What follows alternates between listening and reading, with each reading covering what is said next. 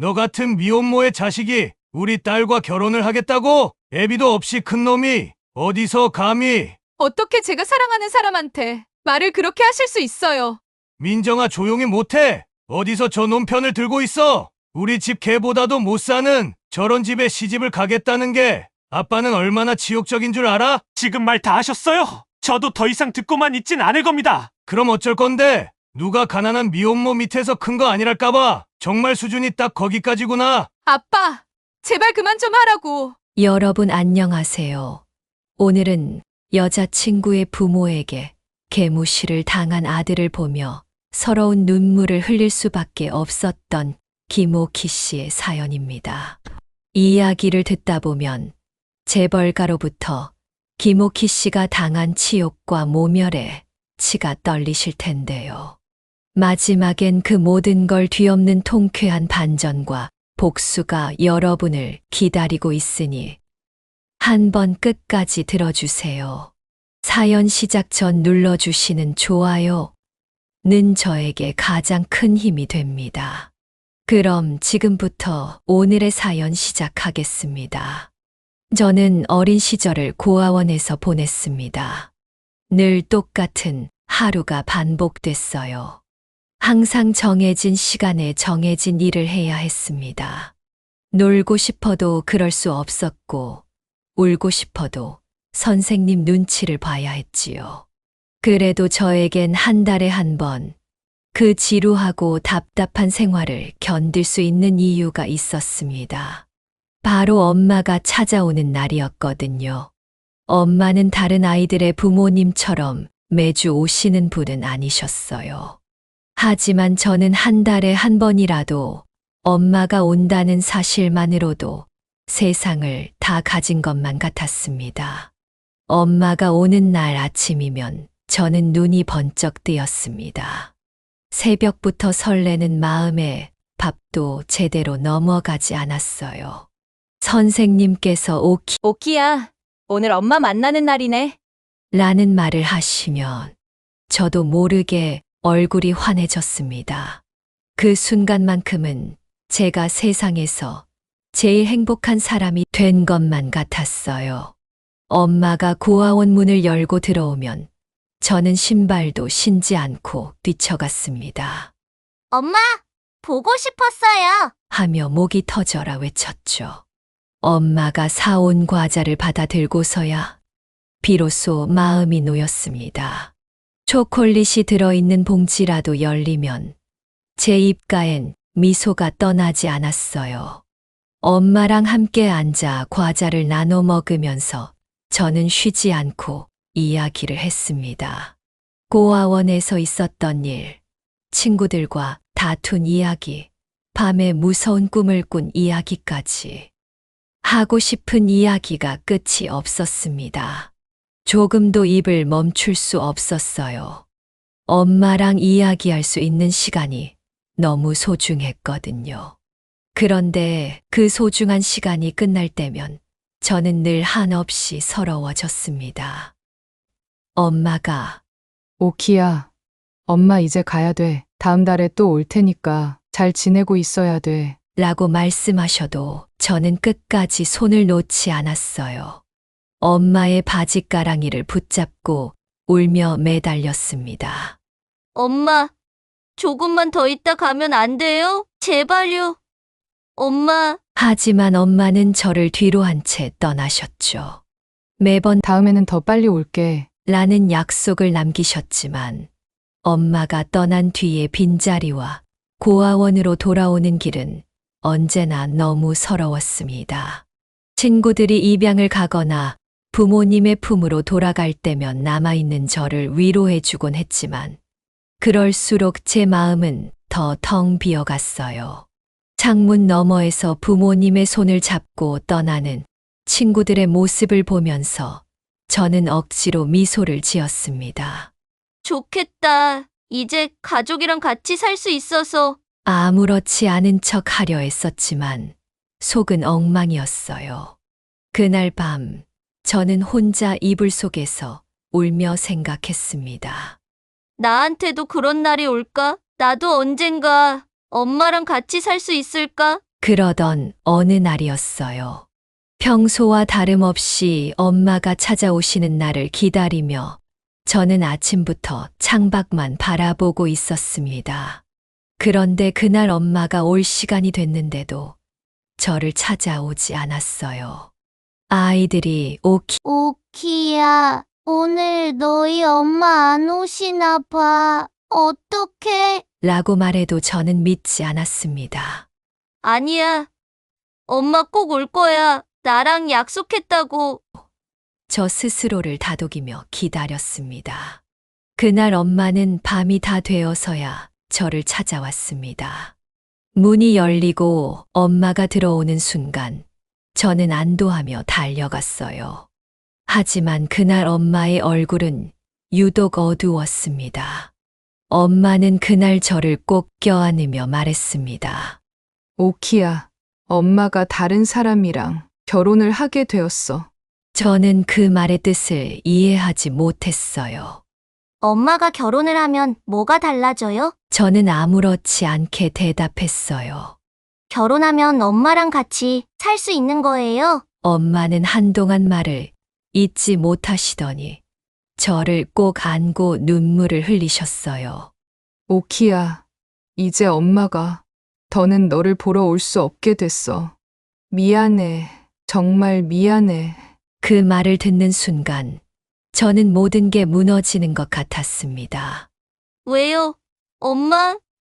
왜요? 저랑 같이 살 수 있는 거 아니에요? 저는 울며 매달렸지만 엄마는 끝내 제 손을 놓으셨습니다. 오키야, 엄마가 항상 널 사랑한다는 걸 잊지 마. 엄마도 어쩔 수가 없어. 엄마는 그 말을 마지막으로 고아원을 떠나셨습니다. 그날 밤 저는 잠에 들지 못했습니다. 엄마의 마지막 말이 계속 귀에 맴돌았습니다. 더는 너를 보러 올 수 없게 됐어. 그날 이후로 엄마는 정말 한 번도 저를 찾아오지 않았습니다. 한 달이 지나도 두 달이 지나도 저는 매일 창문을 바라보며 엄마를 기다렸습니다.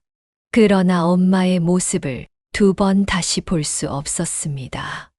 고아원 창문 너머로 보이는 행복한 가족들의 모습은 이제 더 이상 희망이 아니었습니다. 오히려 저를 더욱 외롭게 만드는 그림자 같았지요. 저는 매일 밤 혼자 이불을 덮어쓰고 중얼거렸습니다. 엄마, 왜 저를 버리셨어요? 제가 뭘 잘못했나요? 제 질문에 대답해 줄 사람은 아무도 없었고 마음속의 상처는 점점 깊어졌습니다.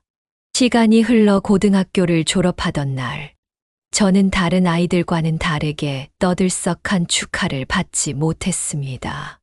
고아원에서 조촐하게 마련해준 작은 잔치가 전부였죠.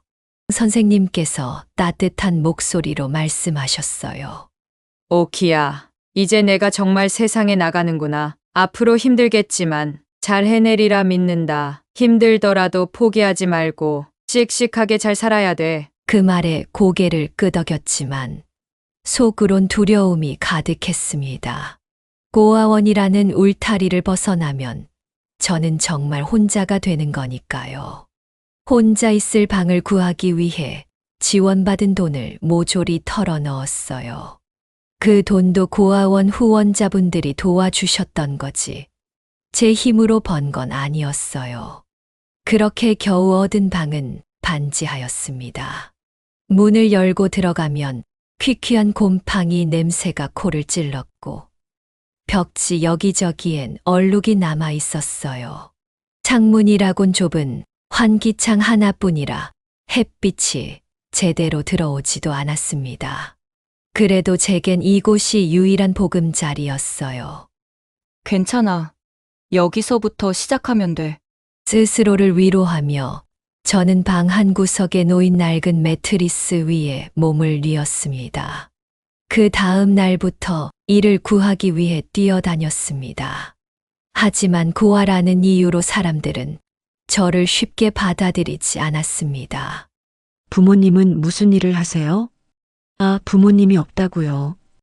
평범하지 않은 가정에서 자란 사람한테 믿고 맡길 수 있겠어요?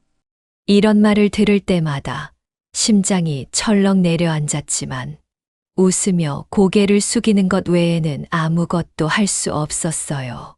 그러다 결국 작은 식당에서 일자리를 얻었습니다. 처음엔 일이 주어진 것만으로도 감사했어요. 하지만 하루 이틀 지나면서 식당 주인의 태도는 점점 냉혹해졌습니다.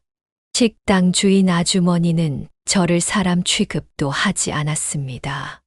오키야, 그릇 닦는 속도가 그게 뭐니? 손이 없어. 발이 없어? 라고 소리를 지르곤 했죠. 특히 손님이 많을 때면 더 심했어요. 주방에서 쩌렁쩌렁 울리는 주인 아주머니의 고함 소리에 손님들도 고개를 돌려 저를 쳐다보곤 했습니다.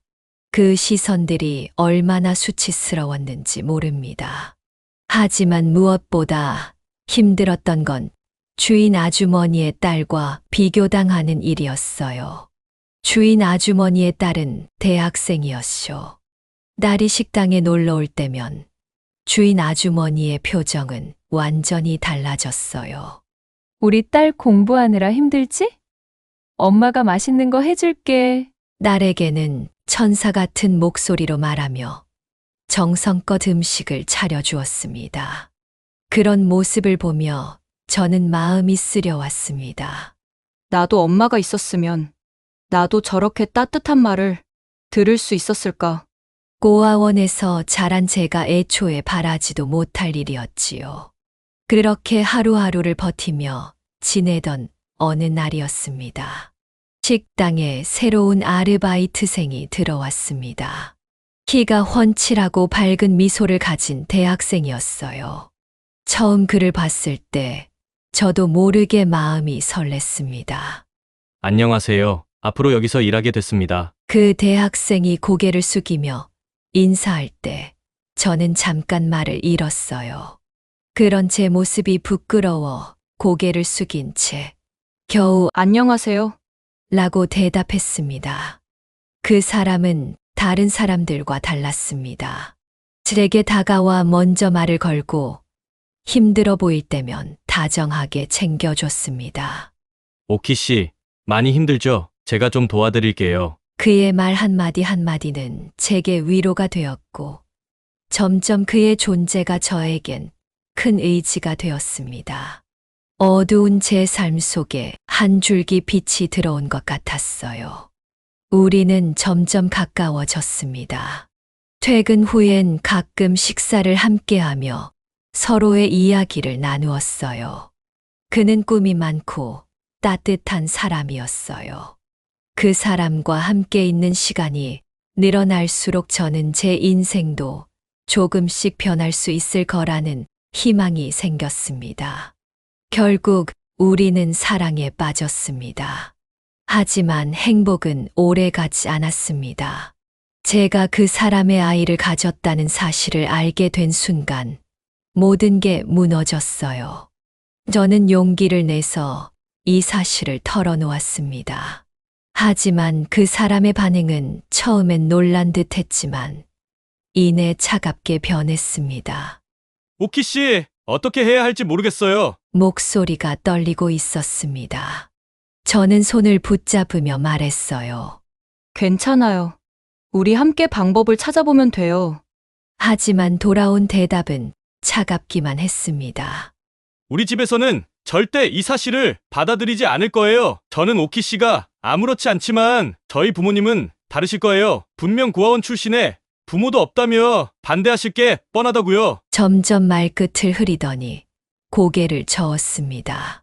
결혼은 절대 안 돼요. 전 아직 대학생이라고요. 도와줄 수 있는 게 없어요. 그 사람이 제 앞에서 돌아섰을 때 저는 숨이 멎는 것 같았습니다. 그 사람은 다시 돌아오지 않았습니다. 그가 사라진 뒤 저는 방 한구석에 주저앉아 한참을 울었습니다. 세상이 무너지는 것 같았어요. 엄마에게 버림받았던 기억이 다시 떠올랐고, 이제는 뱃속의 아이와 함께 또다시 버려졌다는 현실이 저를 짓눌렀습니다. 며칠 동안 저는 일을 나가지 못했습니다. 방에 틀어박혀 울고 또 울었어요. 하지만 뱃속의 아기가 저를 붙잡아 주었습니다. 저는 손을 배 위에 올리며 중얼거렸습니다. 괜찮아. 내가 있으니까. 엄마는 어떻게든 살아갈 거야. 그렇게 저는 다시 힘을 냈습니다. 제 아들 진호가 태어난 후부터 제 삶은 완전히 달라졌습니다. 이제는 혼자만을 위해 사는 게 아니라 뱃속에서부터 저와 함께한 우리 아들을 위해 살아야 했습니다. 우리 아들 진호를 처음 품에 안았을 때 저는 기쁨과 두려움이 동시에 몰려왔어요. 작고 여린 손가락이 제 손을 꼭 쥐었을 때 세상 모든 것을 다 가진 것 같은 행복을 느꼈지만 이 아이를 어떻게 키워야 할지 막막하기만 했습니다. 의지할 가족은 없고 제 힘으로 모든 걸 해내야 했으니까요. 처음 몇 주 동안은 아이에게 눈을 떼지 못했습니다. 아이의 울음소리가 들릴 때마다 달려가 안아주며 속삭였어요. 엄마가 너 꼭 지켜줄게. 아무 걱정하지 마. 하지만 현실은 너무도 차가웠습니다. 저는 식당 일을 계속할 수밖에 없었는데 아이를 돌봐줄 사람이 없다는 게 문제였어요.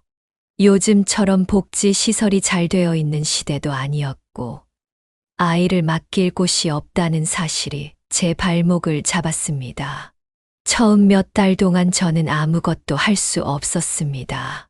아기를 돌보는 일은 제 예상보다 훨씬 더 힘들었고 잠을 제대로 잘 수도 끼니를 제대로 챙겨 먹을 수도 없었어요.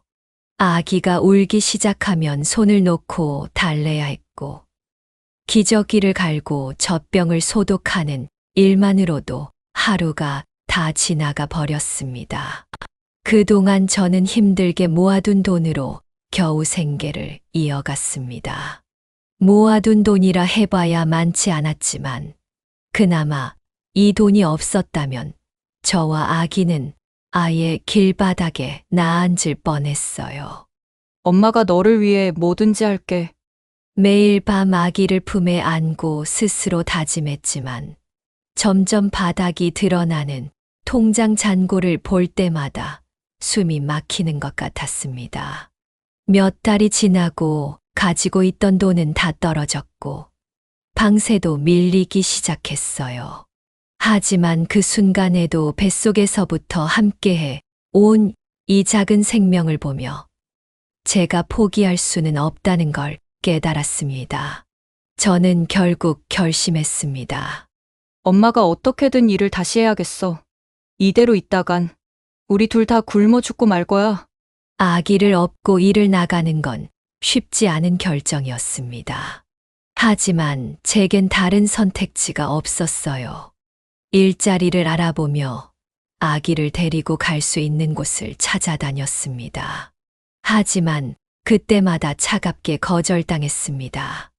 애까지 데리고 일하겠다고요? 여기서는 불가능해요. 그 말을 들을 때마다 고개를 숙이며 자리를 나와야 했습니다. 결국 작은 식당에서 설거지, 아르바이트를 구했습니다. 주인은 처음엔 저를 탐탁지 않아 했지만 제 사정을 듣고 마지못해 허락했어요. 그럼 아기가 울지 않게만 해요. 울면 손님들이 싫어할 거니까요. 저는 고개를 끄덕이며 겨우 그 일을 시작할 수 있었습니다. 하지만 식당에서 아이를 업은 채 일하는 건 생각보다 더 힘든 일이었어요. 주방의 뜨거운 열기 속에서 설거지를 하다 보면 아가 울기 시작했고 그럴 때마다 눈치를 보며 한 손으로는 아이를 달래고 한 손으로는 일을 해야 했습니다. 시간이 지나면서 주인의 불만은 점점 커졌습니다. 어느 날 주인은 대놓고 저를 나무랐어요. 오키 씨, 여기가 뭐 해보는 데야? 일하러 온 거면 일에나 집중해. 못하겠으면 그만두던가. 저는 울음을 삼키며 대답했어요. 죄송합니다. 다음부터는 더 잘할게요. 하지만 아이를 업고 일하는 제게 모든 걸 완벽히 해내는 건 불가능한 일이었습니다. 결국 며칠 후 주인은 제게 해고를 통보했습니다. 이제 어쩌지? 정말 어떻게 해야 할까? 아이를 품에 안고 좁은 방으로 돌아오는 길, 저는 하늘이 무너지는 것 같았습니다.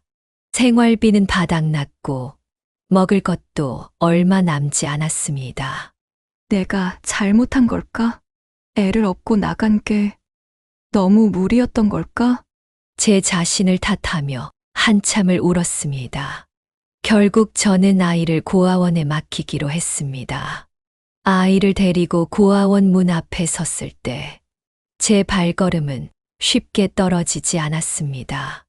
문을 열기 전에도 몇 번이나 망설였어요. 정말로 이게 최선일까?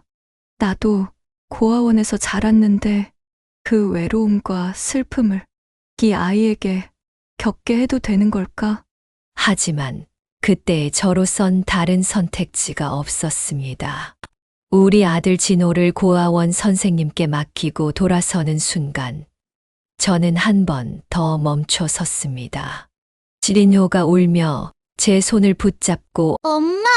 엄마! 라며 울부짖는 그 말이 제 심장을 후벼 팠습니다. 제 발은 떨어지지 않았고 다시 돌아가 아이를 껴안았습니다. 엄마가 너 꼭 데리러 올게. 무슨 일이 있더라도 꼭 널 다시 찾으러 올 테니까 조금만 기다려줘. 하지만 제 말이 아이에게 위로가 되었을 리 없었습니다. 그날 밤 집으로 돌아온 저는 아이가 없는 방을 보며 한참을 울었습니다. 손에 든 젖병을 내려놓고 텅 빈 침대를 보며 중얼거렸습니다. 미안해. 엄마가 너무 부족해서 너를 이렇게 만든 거야. 베개에 얼굴을 묻고 소리 죽여 울던 그날 밤을 저는 평생 잊을 수 없을 겁니다. 아이를 고아원에 맡기고 돌아온 날부터 제 삶은 하루도 편한 날이 없었습니다.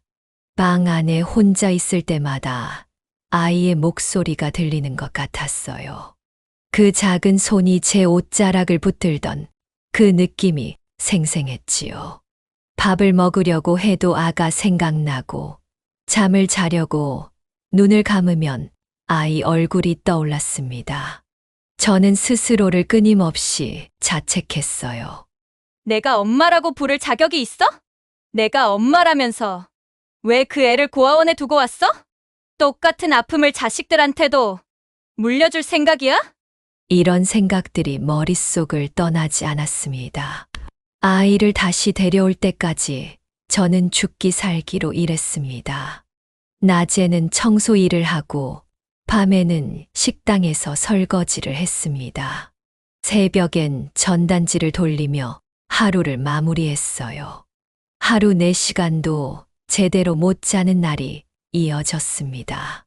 집에 들어와서는 방바닥에 주저앉아 겨우 숨을 고르곤 했습니다. 그렇게 몇 년이 흘렀고 마침내 아들 진호를 데려올 수 있는 날이 찾아왔습니다. 진호가 고아원 문을 나서면서 저를 보며 웃던 모습이 아직도 잊히지 않습니다. 엄마, 이제 학교 친구들이 나보고 고아원에서 오네라고 놀리지 않겠지? 그 한마디에 저는 가슴이 아팠지만 진호를 꼭 끌어안으며 말했어요. 앞으로 엄마랑 떨어지는 일은 절대 없을 거야.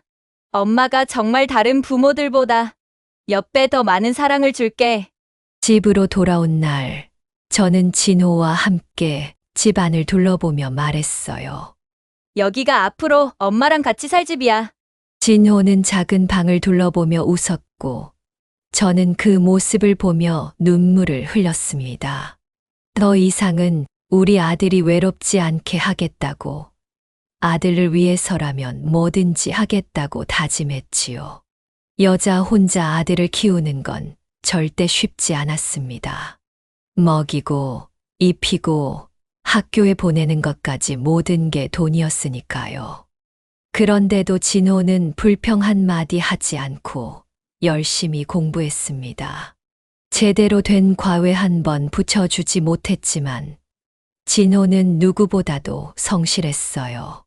초라한 책상에서 늦은 밤까지 공부하는 진호를 보며 저는 한없이 미안했지만 동시에 너무나 고마웠습니다. 그러던 어느 날 진호가 제 손을 잡으며 말했어요. 엄마, 나 꼭 좋은 대학 가서 엄마한테 꼭 보답할게. 그리고 엄마가 고생 안 할 수 있도록 돈도 많이 벌 거야. 그 말에 저는 눈물이 터져 나왔습니다. 괜찮아. 내가 열심히 해주는 것만으로도 엄마는 행복해. 하지만 속으로는 우리 아들을 위해 더 좋은 환경을 만들어 주지 못하는 제 자신이 원망스러웠어요. 시간은 흘러 아들 진호는 의대에 합격했습니다. 합격 통지서를 받아든 날, 저는 손이 떨렸습니다. 그날 밤, 저는 진호에게 그동안 힘들게 모은 통장을 건넸습니다.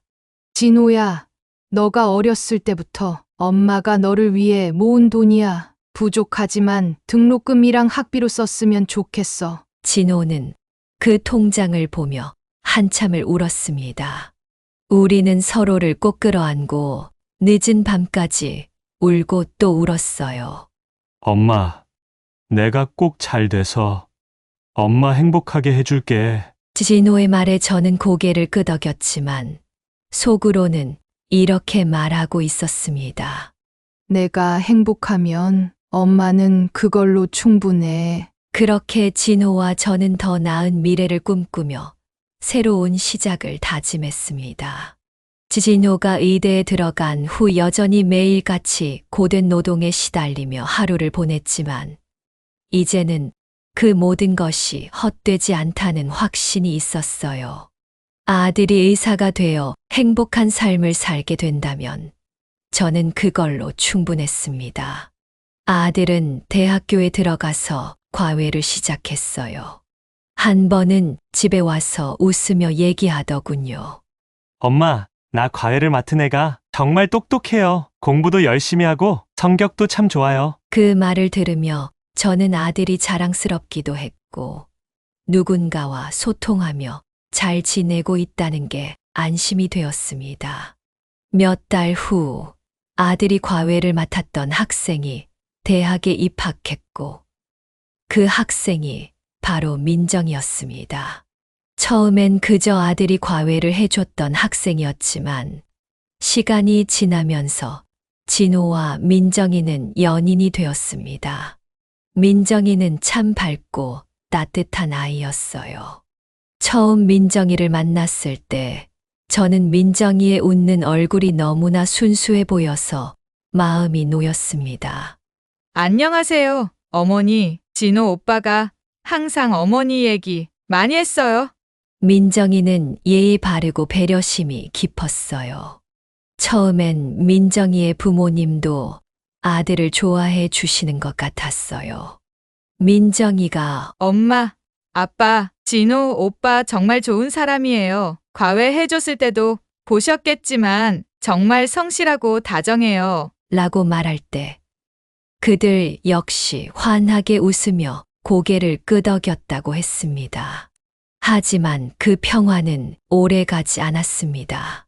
어느 날 민정이의 부모님이 아들과 제 과거를 알게 되면서 모든 것이 변했습니다. 민정이가 저와 아들의 사정을 솔직히 털어놓았던 모양입니다. 민정이는 그녀의 부모가 우리를 이해하고 우리의 딱했던 사정을 잘 헤아려 줄 거라 생각했던 것 같습니다. 하지만 그것은 민정이의 큰 착각이었습니다. 저와 진호의 사정을 알게 된 민정이의 부모님은 아들을 아버지 없는 고아 출신이라며 무시하기 시작했습니다. 의대생이라고 좋아했더니 알고 보니 아버지 없이 컸다면서 어렸을 때 고아원에 있었다는 게 정말 사실이니? 민정의 아버지는 냉소적인 미소를 지으며 중얼거렸습니다. 우리 딸이 사람을 좀 제대로 볼 줄 알았는데 미혼모 밑에서 자란 사람하고 어울린다니. 진호는 아무 말도 하지 못하고 고개를 숙였습니다. 그 말은 진호에게 자신을 짓누르는 족쇄처럼 느껴졌습니다. 그럴 때마다 민정이는 자꾸 부모님을 대신해 사과하며 아들을 달래주었습니다. 오빠, 미안해. 부모님께서 그냥 오빠가 어떻게 자라왔는지 잘 이해하지 못하셔서 그런 걸 거야. 아무래도 부모님 주위엔 다 돈 많은 분들만 있으시거든. 그래도 시간이 지나면 분명 오빠를 이해해 주실 거고 모든 게 괜찮아질 거야. 아들 진호는 민정이의 말을 믿고 버텼지만 속으로는 큰 상처를 받고 있었습니다. 며칠 후 아들 진호가 민정이와 데이트를 하러 나간다더니 얼마 후 다시 돌아와 말없이 작은 봉투를 저에게 보여주었습니다. 봉투 안에는 백화점 상품권이 무려 200만 원이나 들어있더군요. 민정이 부모님이 준 거예요. 저는 그게 무슨 뜻인지 물었습니다. 그러자 진호가 떨리는 목소리로 대답했어요. 민정이랑 데이트할 거면 옷부터 제대로 입으라고 하시더라고요. 그렇게 입고 다니면 우리 민정이가 뭐가 되냐면서요. 맨날 곰팡이 냄새나는 옷. 입는 거 보니 어디 반지하에 사는 거 아니냐면서. 그 말에 저는 아무 대답도 할 수 없었습니다. 자존심이 찢겨나가는 느낌이었어요. 그러면서 이 봉투를 주시더라고요. 우리 민정이랑 데이트할 거면 적어도 창피하지 않을 정도로는 입고 다녀라고. 그 말을 듣는 순간 저는 숨이 턱 막혔습니다. 그런 모욕을 듣고도 그걸 넙죽 받아온 거야? 저는 화가 나기도 했고 아들이 얼마나 상처를 받았을지 가슴이 아프기도 했습니다. 받기 싫었어요. 그런데 민정이가 대신 미안하다고 하면서 저를 설득했어요. 자기랑 같이 옷 사러 가자고. 그래서 그냥. 아들의 말은 자신을 정당화하려는 변명이 아니라 자신도 스스로를 이해하지 못한다는 듯한 한탄에 가까웠습니다. 아들은 다른 봉투를 한 장 더 꺼내더니 저한테 건네주려 하더군요. 이 봉투는 민정이네 부모님이 엄마한테 드리는 거예요. 100만 원쯤 될 거예요. 아마. 사실 엄마는 몇십 년째 똑같은 옷들만 입고 있잖아요. 이참에 좋은 옷 한 벌 사 입으세요. 저는 봉투를 다시 진호 손에 쥐어주며 단호히 말했습니다. 진호야, 엄마가 아무리 힘들게 살아왔다고 해도 엄마가 이런 돈을 받을 것 같아? 그 집에서 네가 그런 말을 듣고 왔는데 엄마한테 지금 이 돈을 받아라는 거니? 엄마는 이런 돈 절대 받을 수 없어. 진호는 억울한 표정으로 다시 말을 꺼냈습니다. 그래도 엄마 생각해서 주는 거잖아요. 자존심 상한다 생각하지 말고 그냥 받으세요. 저는 고개를 절레절레 저으며 진호의 말을 끊었습니다. 진호야, 너는 아직도 모르겠니? 내가 그 돈을 받아온 순간 그 사람들이 우릴 무시했던 말들을 모두 인정하는 꼴이 된 거야. 내가 이걸 받아왔다는 게 엄마한테는 더 큰 상처야. 진호는 이해하지 못한 듯 억울한 표정을 지었지만 더는 아무 말도 하지 않았습니다. 아들이 떠난 뒤 저는 홀로 앉아 한참 동안 눈물을 흘렸습니다. 진호야, 엄마는 그런 돈 따위 필요하지 않아. 너는 모르겠지만 그 돈이 엄마에겐 얼마나 큰 상처가 되는지. 아니, 제 목소리는 텅 빈 방 안에서 메아리치듯 울렸습니다. 그날 아들 진호는 상품권을 들고 민정이와 함께 백화점에 갔다고 합니다. 민정이는 자신의 부모들이 한 말에 대해 한껏 미안해하며 진호의 손을 잡고 백화점을 이리저리 돌아다녔다고 합니다. 진호는 처음엔 당혹스러워했지만 화려한 명품 매장을 둘러보며 점점 눈이 바뀌는 것을 스스로 느꼈다고 하더군요. 그곳에 있는 옷들, 가방들 전부 반짝이고 비싸 보였어요. 제가 평생 만져보지 못했던 것들이었죠. 그런데 그 사람들은 이런 걸 아무렇지 않게 살 수 있다니 그런 기분이었어요. 아들은 그날 처음으로 자신이 속하지 못했던 새로운 세상의 일부를 경험했다고 말했습니다. 그것은 아들을 흥분시키기도 하고 한편으론 새로운 욕망을 불러일으켰습니다. 그렇게 진호는 점점 민정이네 집안에 동화되어 갔습니다. 민정이가 사는 세계는 화려함과 풍요로움으로 가득 차 있었고 우리 아들을 빠르게 변화시키고 있었습니다. 어느 순간부터 저를 대하는 아들의 말투와 태도도 점점 차가워지는 걸 느낄 수 있었어요. 그러던 그날도 평범하게 시작된 하루였습니다. 아들이 집에 들어왔을 때 저는 저녁상을 준비해 두고 기다리고 있었습니다. 진호야, 많이 피곤했지? 얼른 씻고 밥 먹자. 내가 좋아하는 갈치조림 해놨어. 저는 힘들어도 아들이 잘 먹는 모습을 보면 하루의 피로가 싹 풀렸습니다. 하지만 아들의 얼굴은 잔뜩 굳어 있었습니다. 됐어요. 밥 안 먹을게요. 짧고 단호한 아들의 말에 저는 당황스러웠습니다. 왜? 무슨 일 있어? 내 얼굴이 왜 그래? 아들은 대답 대신 깊은 한숨을 내쉬며 의자에 털썩 앉았습니다.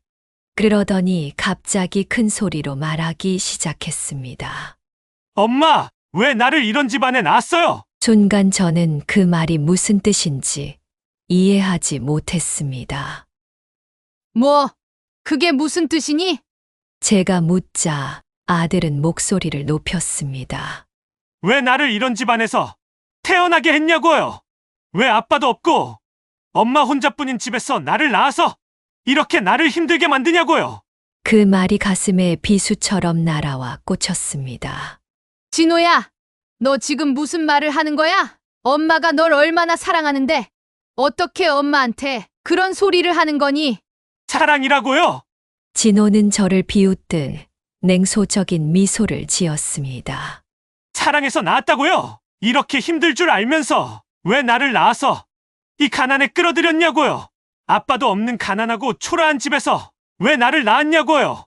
저는 억울하고 화가 나서 목소리를 높였습니다.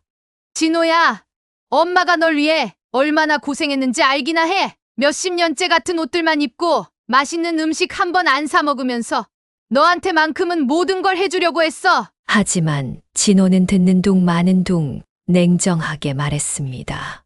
그래서 그 고생의 결과가 이거예요. 가난한 집구석에서 매일같이 비참하게 사는 이거. 난 더는 못 참겠어요. 우리 학교 의대생 친구들 부모님들은 다 의사인 거 알기나 하세요. 진호는 방으로 들어가 짐을 싸기 시작했습니다. 저는 황급히 뒤를 따라가 붙잡았습니다. 진호야, 내가 엄마를 이렇게 원망하기 시작하면 엄마는 어떻게 살라고? 엄마랑 같이 여기까지 왔잖아. 조금만 더 참으면, 조금만 더 버티면. 진호는 제 손을 뿌리치며 소리쳤습니다. 버티다니요. 엄마는 이 삶이 괜찮을지 몰라도 난 더는 못 참겠어요. 민정이가 방구해줬어요. 월세도 자기가 내준대요. 난 이 가난하고 지긋지긋한 곰팡이 냄새 나는 집구석에 더는 못 있겠어요. 그 말을 남기고 진호는 문을 열고 나가버렸습니다. 저는 문 앞에 주저앉아 울며 외쳤습니다. 진호야, 너마저 이렇게 떠나면 엄마는 어떻게 해? 내가 없으면 엄마는 정말. 아들의 발소리가 멀어지는 것을 들으며 저는 한참을 울었습니다. 가슴이 찢어지는 것 같았습니다. 내가 뭘 그렇게 잘못했기에 내가 왜 이런 말을 들어야 하는 거지? 모든 희생이 무너져 내리는 순간이었습니다. 진호가 집을 나간 후 텅 빈 방 안에서 혼자 식사를 하며 그날의 말을 곱씹었습니다. 왜 나를 이렇게 힘든 집안에 낳았냐고요? 그 말이 머릿속에서 떠나질 않았습니다. 그동안의 모든 희생과 노력이 부정당한 것 같은 기분이 들었습니다. 그날 이후로 아들과는 연락이 끊겼습니다. 한편으론 걱정되었지만 다른 한편으론 속이 상해 먼저 연락하기가 어려웠습니다. 그러던 어느 날 전화가 울렸습니다. 전화를 받자 민정이의 목소리가 들렸습니다. 어머니, 안녕하세요. 저 민정이에요. 그녀의 밝은 목소리가 무척 낯설게 들렸습니다. 저는 무슨 일이냐고 조용히 물었습니다. 그러자 민정이는 약간 망설이다가 말을 꺼냈습니다. 저희 부모님이 어머니를 한번 뵙고 싶다고 하세요. 그 말을 들으니 머리가 아찔해졌습니다. 민정아, 미안하지만 난 너희 부모님들을 만나고 싶지 않다. 너희 부모님이 나를 왜 보고 싶어 하는 건지 모르겠지만 난 굳이 가고 싶지 않아. 민정이는 조심스럽게 저를 설득하려 했습니다. 어머니, 그냥 한 번만요. 저희 부모님이 어머님이 어떤 분인지 알고 싶어 하세요. 제가 단호히 거절하려는 찰나 아들 진호가 전화기를 받아들였습니다. 엄마, 나야? 아들의 목소리는 차분했지만 어딘가 애타는 느낌이 있었습니다. 진호야, 엄마는 그런 사람들 만나기 싫다. 이미 너한테 전해들은 말만으로도 엄마가 얼마나 마음이 상했는지 모르니? 내가 엄마 입장이 돼서 생각해보면. 진호는 제 말을 끊으며 말했습니다.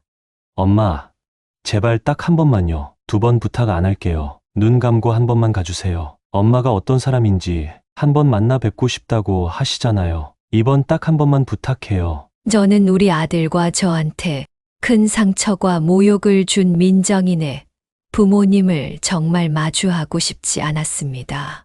하지만 괜히 아들이 저 때문에 곤란해지는 건 또 싫더군요. 어쩔 수 없이 저는 눈을 질끔 감고 깊은 한숨을 내쉬며 말했습니다. 알았다. 딱 이번 한 번이다. 내가 엄마한테 이렇게까지 부탁하니 어쩔 수 없어서 가는 거야. 고마워요, 엄마. 정말 고마워요. 진호는 안도한 듯 말했습니다. 그렇게 저는 아들 진호를 따라 민정인의 집에 방문하기로 했습니다. 마음이 무겁고 불안했지만 아들의 부탁을 외면할 수 없었습니다. 나랑 우리 아들을 모욕하는 말을 했던 사람들이지만 몇 시간만 참고 나오자. 저는 그렇게 스스로를 설득하며 그 집으로 향할 준비를 했습니다. 민정인의 집은 그야말로 대저택이었습니다. 대문에서부터 화려한 정원이 펼쳐졌고 고급 승용차들이 정렬되어 있었습니다. 전혀 다른 세상에 발을 들이는 느낌이었어요.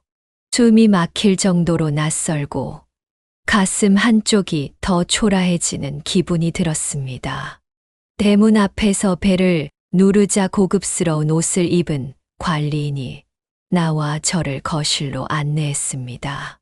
안으로 들어가니 더 압도적인 광경이 펼쳐졌습니다. 크고 웅장한 샹들리에, 비싼 가구들, 반짝이는 대리석 바닥 그 모든 것이 제 숨을 더욱 옥죄어 왔습니다. 민정이의 부모는 거실 중앙의 커다란 소파에 앉아 있었습니다. 그들은 저를 보자마자 고개를 까딱하며 앉으라는 제스처를 했습니다. 손님이 왔는데 차 한 잔은커녕 물 한 잔도 내오지 않더군요. 진호네 어머니 되시죠? 제가 워낙 바쁜 사람이라 본론부터 말씀드리죠. 민정이의 아버지가 입을 열었습니다. 우리 민정이가 진호를 많이 좋아한다고 하더군요. 하지만 두 사람의 관계를 저희가 완전히 받아들이기는 현실적으로 어렵습니다. 그의 목소리는 차갑고 무표정했고 그 속에 깔린 비난의 의도도 명확했습니다. 저는 억눌린 마음으로 조용히 고개를 끄덕였습니다. 솔직히 말해서 진호가 의대에 다니는 건 대단한 일이죠. 가난한 집에서 태어나서 의대에 다닌다니 참 대단하지 않습니까? 하지만 그것만으로는 부족합니다. 우리 집안과 그쪽 집안은 경제적, 사회적 차이가 너무 큽니다. 그는 말을 이어갔습니다. 아마 우리 민정이 용돈이 어머님 월급보다도 많을 겁니다. 그 정도로 저희 집은 경제적으로 여유가 있는 집안이에요. 그런데 제가 어머님께 옷 사 입으라고 100만 원 드렸던 걸 거절하고 받지도 않으셨다면서요? 그 말을 듣는 순간 저는 얼굴이 화끈거렸습니다. 숨이 턱 막히고 손이 떨렸지만 꾹 참았습니다. 아들을 위해서라도 여기에선 절대 감정을 드러내선 안 된다고 생각했습니다. 솔직히 말씀드리죠. 미혼모 밑에서 자란 아들이 어디 가서 제대로 결혼이나 할 수 있겠습니까? 그런데 우리 집 딸을 넘보려고 하는 것 같아 매우 불쾌한 게 사실입니다. 민정이의 어머니가 말을 이었습니다. 그녀의 목소리는 단호하고 무자비했습니다.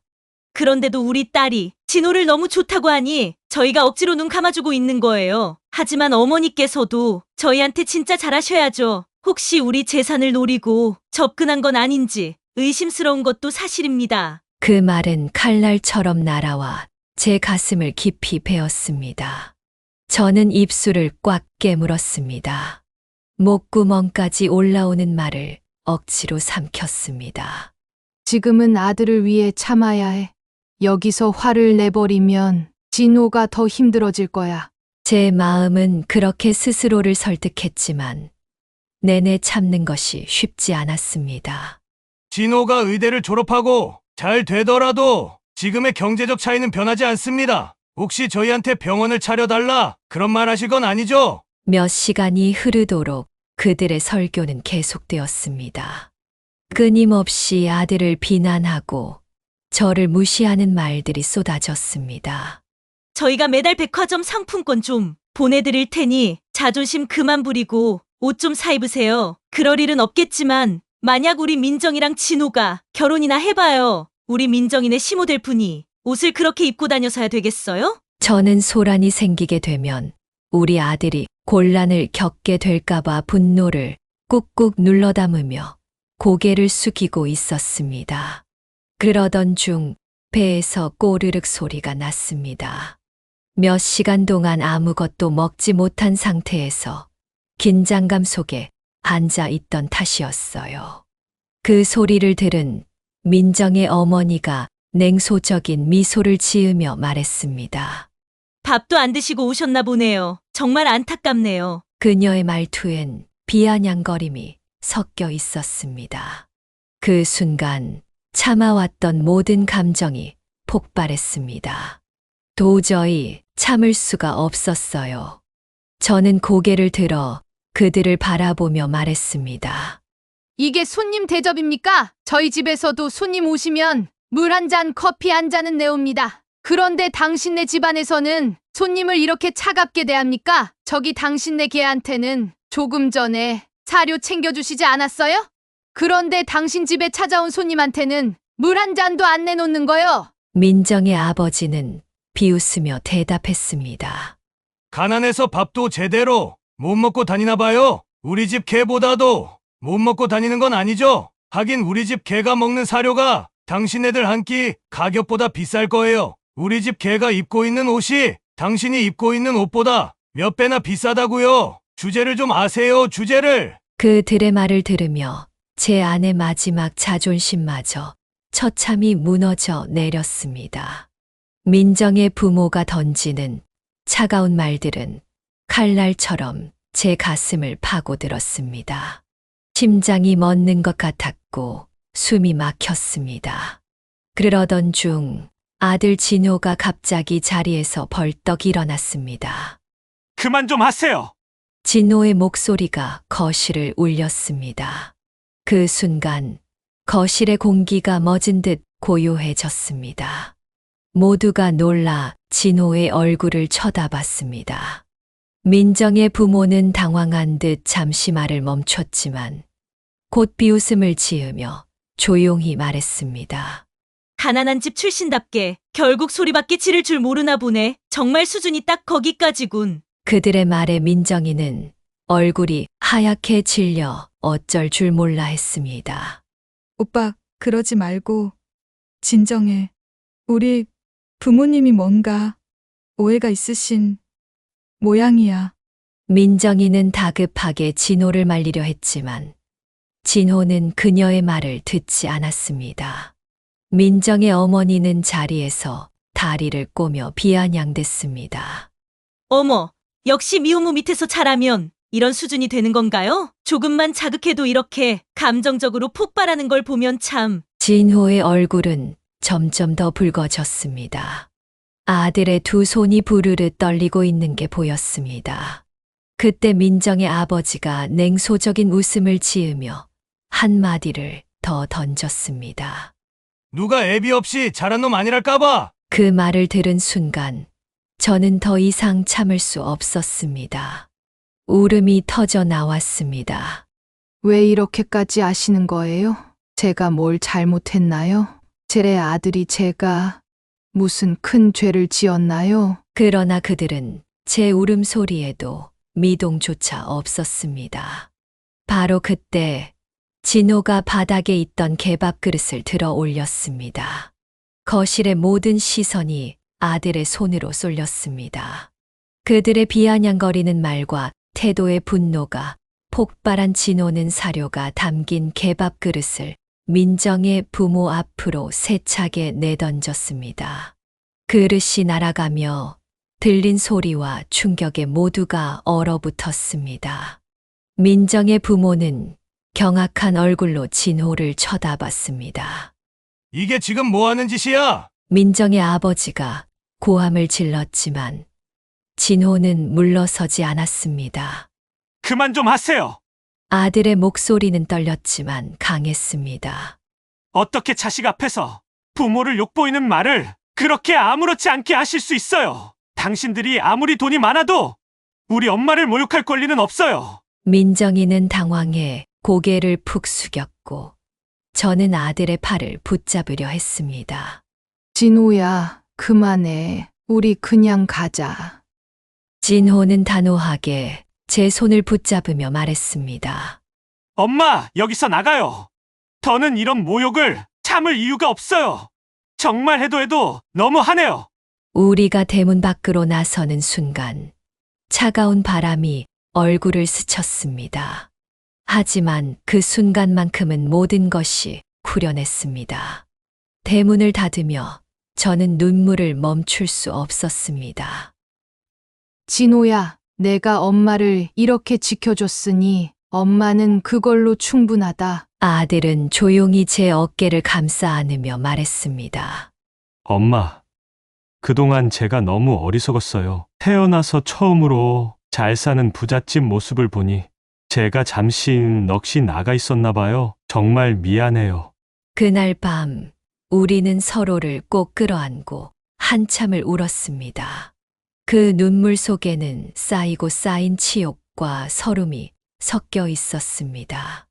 하지만 동시에 우리 둘의 새로운 시작을 위한 결심도 함께했습니다. 그런 충격적인 일을 겪은 이후 진호는 완전히 달라졌습니다. 그동안 어디에 마음이 흔들렸던 건지 무엇이 중요한지 잊었던 진호가 제자리로 돌아온 것 같았어요.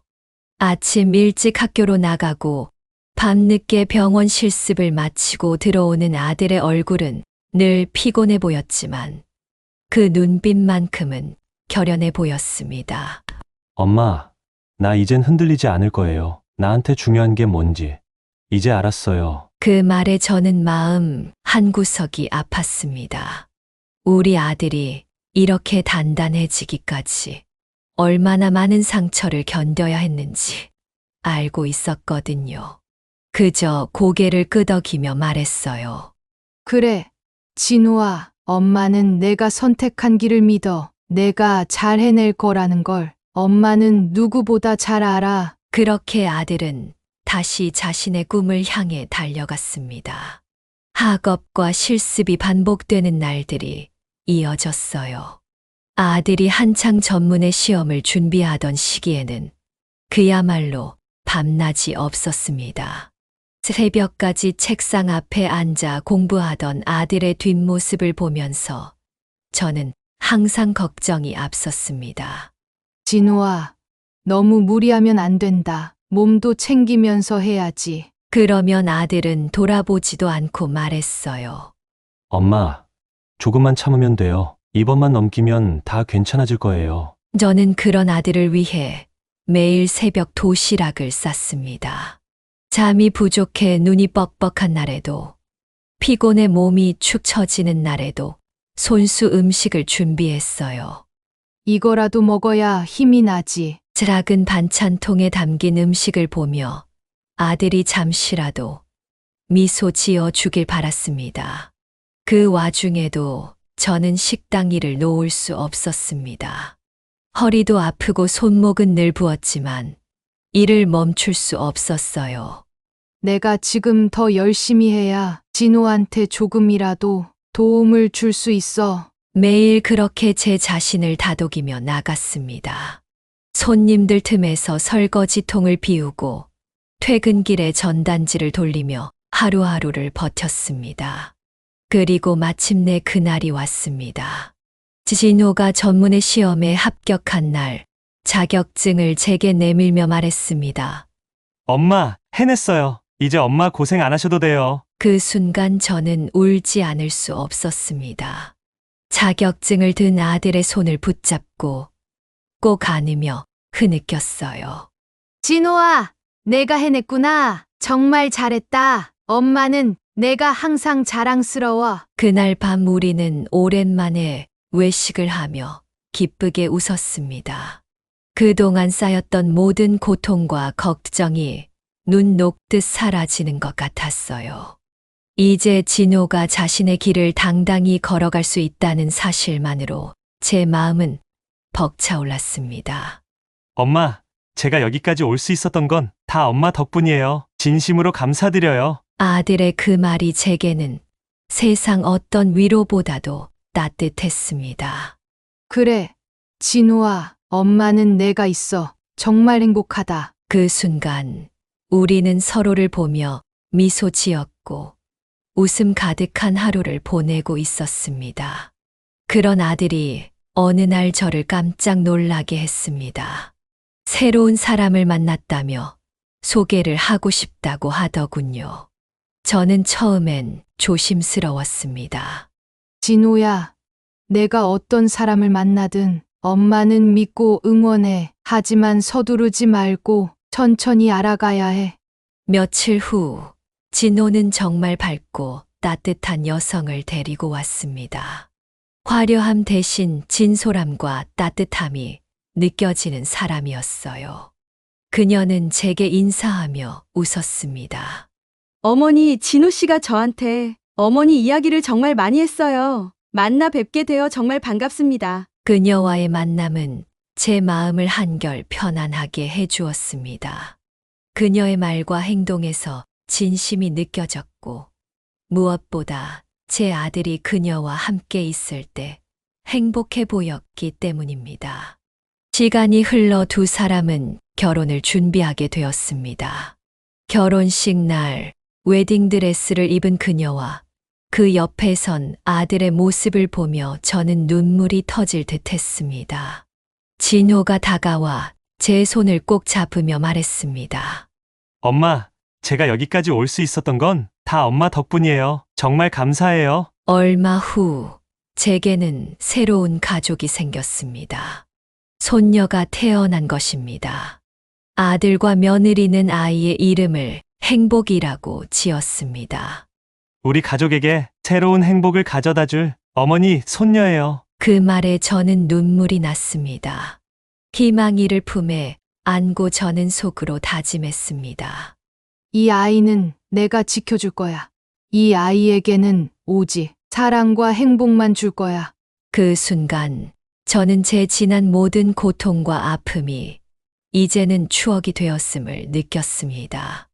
저는 고아원에서 자라며 누구보다도 깊은 외로움과 상처를 품고 살았습니다.